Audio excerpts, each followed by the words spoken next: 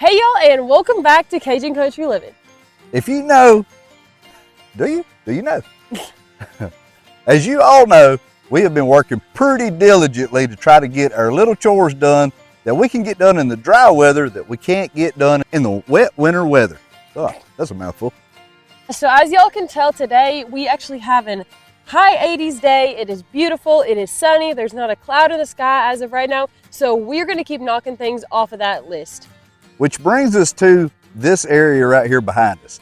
Now this is a clump of trees in the middle of a hay pasture that has grown up over time. And the reason that it has grown up over time is there was 3 big oak trees here. This one, that one, and then there was one. How about that? Right here. But it's still there, it just fell down recently. So when all these limbs fell off of this big tree, and we have another one right here that's died, these limbs fall away from these trees, so you can't cut the hay right up next to the trees. You can't bush hog, you can't do all that stuff because the pasture's full of big limbs. And that's what we're going to be tackling. We got to get this thing cleaned up because right here where we're standing in the wintertime, it's way too wet to drive the tractor here.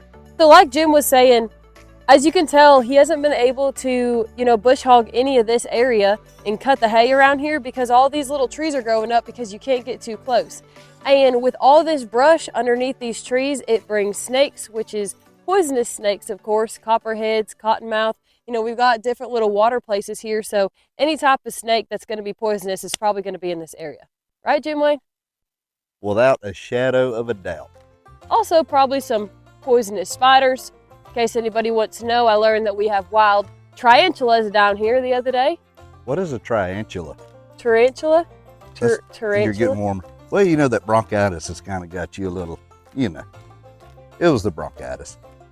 For real, Jim's not kidding. That's kind of why we've been doing some outside projects as well, because I just don't want to be cooped up. I need some fresh air. I've had bronchitis for the past few weeks, and man, I'm going to be so glad whenever it gets over. Tarantula. This looks like a lot smaller area whenever we're at the house versus actually up here, Jim Wayne. This is kind of a huge area. This is going to be an undertaking, but what we have now that we didn't have before is Big Red. And my mom and dad gave us a tool to go on the front of that thing that just might help us out with this. Now, I don't know what kind of condition it's in. It's kind of old, but I'm sure we can make it work. When I look at things like this, I was raised on this property right here. So when I look at this, I don't just see 3 trees. What I see is the only 3 big oak trees on this side of the pasture. So cutting hay, plowing the ground, doing things like that, if it was hot, under these trees would be where we would stop and cool off, take a break, drink a little water, cool off, be able to look around at the hot sun that was everywhere except for where these 3 trees are. So it's kind of a little pinch on the old heartstrings to see these things die. And there's really no reason other than there is absolutely no telling how old they are. And between the storms that we've had and the drought that we had, all the wild weather conditions that has changed over the past few years, that's the only thing I can contribute it to, because there's no bugs, there's no marks from lightning strikes, anything like that, but the show must go on, so we have to clean this stuff up. Are y'all ready to ride in style and comfort? Well, let me show y'all this Mooncool e-bike. Perfect for outdoor lovers just like us. This bike really packs a punch. With a powerful 48-volt, 15-amp lithium battery and a 500-watt motor, giving that boost whenever you need it. It's got a rear-wheel drive differential mechanism, which makes handling smoother and more stable, especially if you're hauling gear. And you don't have to worry about any complicated setups.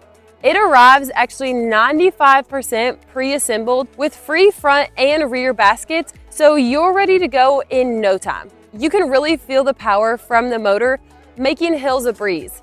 And you're good for those long rides without worrying about losing any charge. What I really love about this bike is how smooth it feels. It's perfect for people who want to stay active and explore the outdoors, whether you're cycling for fun, fitness, or adventure, or truly like us, just want to go for a joyride. The free front and rear baskets are a huge plus, whether you're heading to the farmer's market or picking up souvenirs along the way. If you're looking for a high quality, reliable e-bike that is designed for outdoor enthusiasts, Mooncool has got y'all covered. Plus, you can add our discount code CCL100 for $100 off orders over $1,500. That $100 brings the price of the e-bike to just $1599.99. So once again, y'all, that is code CCL100. All the links are going to be listed in the description below, and make sure to head there to check out all their different kind of bikes and accessories. Mooncool is here helping you ride better, longer, and smarter. Get yours today and start your next adventure. All right, I gotta go see what else I can pick up.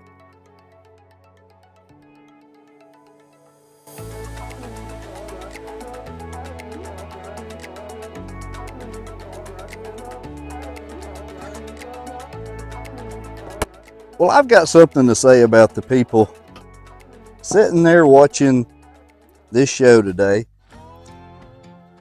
that are like me.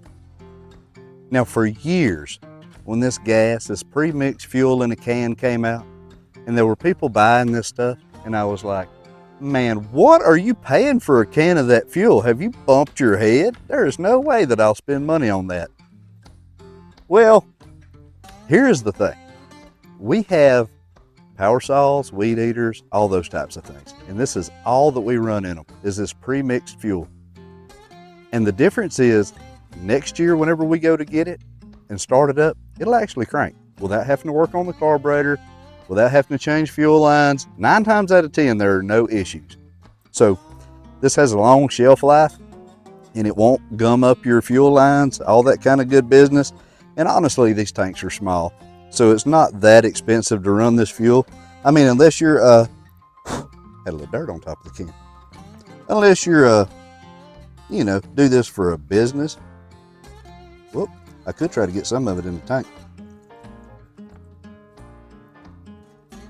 And another little hack that I found, if you're going to be putting up your outboard motors for the winter, what I'll do is take the boat tank hose loose, and I'll stick the hose in here, pump the bubble up, and I'll let that outboard run for, you know, maybe 5 minutes or so, just to know that there's nothing but this canned fuel in the fuel lines, and that's got it winterized. When you go out there and get ready to start it next year, it'll crank. And that's today's daily dose of words of wisdom with Jimbo. I don't have much wisdom, so you probably write that one down.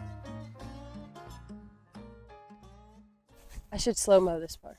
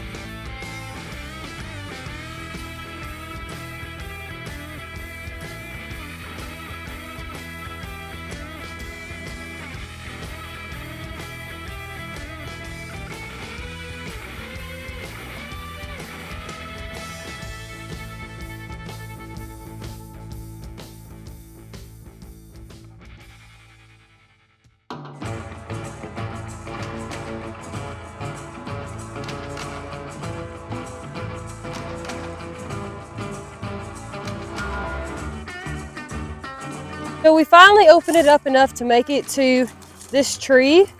And y'all, look compared to me how big this tree is. It did not look that big, but it is huge and extremely, extremely tall. But how we're gonna be doing this is we're gonna start tackling it in sections, I think. So we're gonna get one section, knock it down, then get it cleaned up. So now we're on that cleanup step. Like, where's Waldo in here, except where's Woodrow? He blends in so well. Woodrow, where you at? He's already so stinking spoiled. Come on. What you doing, old boy? Come here. Oh, you done been in the pond. That's why he's hiding. He's wet. Well, hey. Did you lean up in the wet paint? of the chicken coop? Huh? Can you tell on me what color we painted it? You've got audit everywhere. Oh my gosh, you got on this side of your face. Oh my goodness. Well, at least it's not in your eyeballs. That's all that matters. So this is the latest addition to the Cajun Country Living hand-me-down equipment series. But y'all, I have never operated one of these, but my dad did for years. And I'm telling you, he could wreck your yard with this thing. Probably going to take me just a scotch to get there, but we're excited to give it a try. And I know it's going to save our backs in the long run. That's barring everything works. Now, whenever he did put this away, he taped up the cylinders where they wouldn't have rust on the cylinders, so they should be in good shape. The hoses seem to be in good working order. So I really can't see it not working. I can't believe I just said that out loud. Jim Wayne? I did it again. Jim Wayne. It's probably going to break and fall apart now. Sweetheart, do you want to tell us what that is? For all of us that don't know? Oh, that's a grapple. There we go. It's like two big old forks that come together on hydraulic cylinders. It's kind of like the limbs are our steak, and this is two big forks to catch your food with. We're going to have to get rid of that, and it needs to go tree, tong, hootis. Maybe we should change the tong word because that can be really confused with a simple H. Tree thong. Tree thong hootis.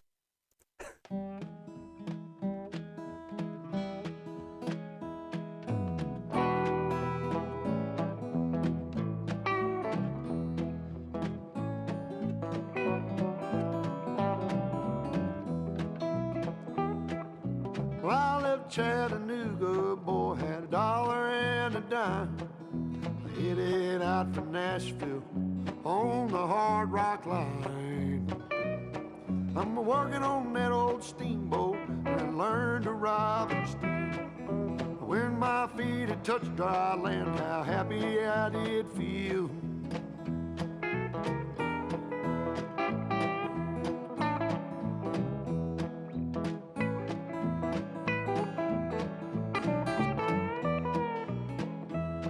Been saving every penny for to make up through the fall. Working for that dollar, but it never adds up at all. Coming around the river bank, heard the old train whistle sing. The very next thing you hear from me, I've been tied to a ball and chain.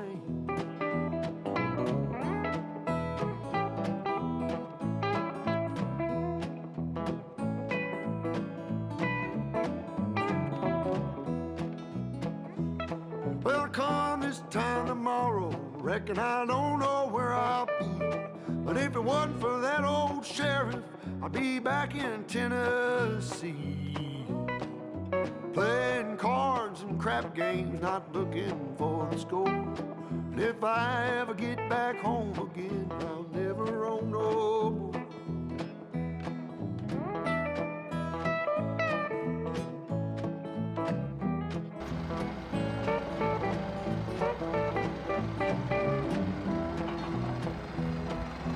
Gather round, you good time boys, listen to my song.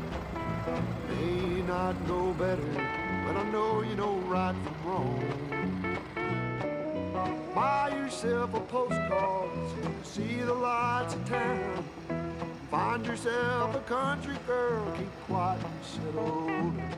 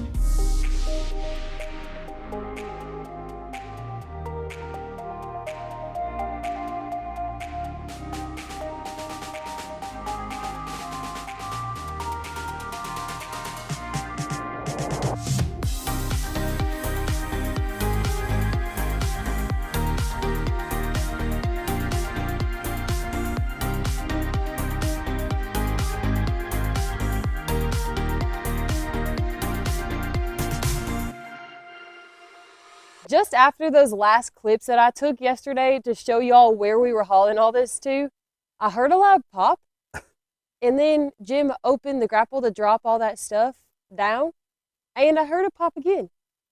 We looked at each other, and Jim thought, ruh-roh. Hydraulic line busted. So we went ahead and had all 4 of them made, and that's what we're going to have to do this morning before we get back at our brush pile, is we're going to change all 4 of these, and we did go up in size. The hoses that were on here that came with this unit was 3/8 in diameter, and they were 3,000 pound, 3,000 PSI hoses. So what we're doing is going back with 1/2 inch hoses that are rated at 4,000 pounds, and they're just a little heavier duty, and just makes sense because limbs is going to be hitting them and they're going to be getting scratched, and we really don't want to shut down and have to change hoses again. Honestly, for them sitting there for over 10 years, they really did do a good job. So if this is what we had to change and this is the minor things that we had to work on, perfectly fine by me. 2 of the hoses that were on here has to be ran through this piece of square tubing inside of this grapple. So whenever we pulled the 2 hoses out, we tied a rope to the other end and pulled the rope all the way through there. That way when we get ready to put the new hoses on, we should be able to pull that rope and help us to guide these hoses through there so they don't get hung up and we don't have to fight them too bad, because there is a lot of oil and a lot of grime still left in there that we got to clean out. But I can't move the tractor until I get these hoses replaced. These are the 2 hoses that have to go through that piece of square tubing that we showed y'all. Now, like we said, it's full of oil and debris, so what I'm going to do is stick a sandwich bag over the end of each one of these hoses, because anything that ends up on the inside of these hoses is going to end up inside the hydraulic system on the tractor. And we don't need a bunch of debris inside of the tractor. I wonder how they actually do this. I wonder if they use sandwich bags or what. Surely not. Probably freezer bags. They're special. You know what I mean? They might plug up the ends with candy corn and you get on the other end and blow it out. And then the other guy stands on the other end. Don't want to waste the candy corn. It is Halloween time. You know, who else out there really likes those candy corn? I don't know, they're not candy corn. Pumpkins. The pumpkins. The pumpkins that's the best invention ever. I'm telling you. Those are, man, I'm telling you, I could get diabetes just thinking about those pumpkins. Okay, you either have people like Jim who love them, or you're like me and think that they're probably one of the most disgusting tasting things. So leave in the comment if you're a candy corn fan or you're not. We'll take a poll and let y'all know in the next video. I bet that more people don't like candy corn than actually like it. I don't know, you might be surprised. That's something, sweetheart. Well, you know, you got to do what you got to do, you know?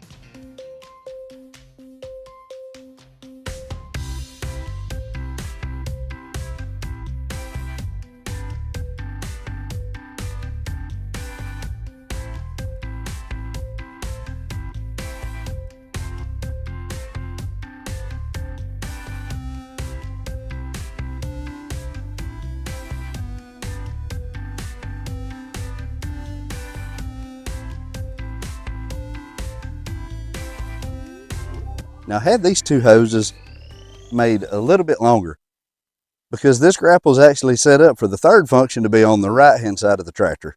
Ours is on the left. But it kind of makes it nice because you don't have all the slack of the hoses hanging down, and I liked leaving it that way. So we're going to run our hoses over here, but now we have a little bit more slack. They was kind of tight whenever you rotated the whole assembly all the way down, but I got them to put an extra 16 inches in both of these, so that should be plenty of slack. Yeah, I think 16 will be plenty. Surely. Then if we ever get a bigger tractor, not that we need it, but in case we ever do. Did I just hear you say we could get a bigger tractor? I don't know. What do y'all think? If we get Jim a bigger tractor, his birthday's coming up. No way. Absolutely not. I'm telling you, we've had a couple little bumps in the road with this tractor, but it's really nothing that's been the tractor's fault. I mean, I love this thing. It's super strong. It's a pretty good sized tractor, but it is small enough to where if you need to get in somewhat tighter places, you still can. We have the 2-cylinder hoses ran. All we got to do is tighten them up. But these hoses connect each cylinder at the top and each cylinder at the bottom. So when the fluid goes in, it drives the cylinder down, which opens up the clamshell. And when you turn the switch in the opposite direction, same goes for the bottom, except it closes the clamshell. Now there's a T here, so we can take both of these hoses and run them to the functions on the tractor, the third function. And then from the tractor, it differentiates which direction that the hydraulic fluid's going in. So it's really a pretty simple setup. There's no way that the technical name for the yellow part is called a clam. No stinking way. That's just what I like to call it. Just the clam. Just the clam. Closing the clam, opening the clam. You should really put a pearl in that clam. We are. Pine trees here in just a minute.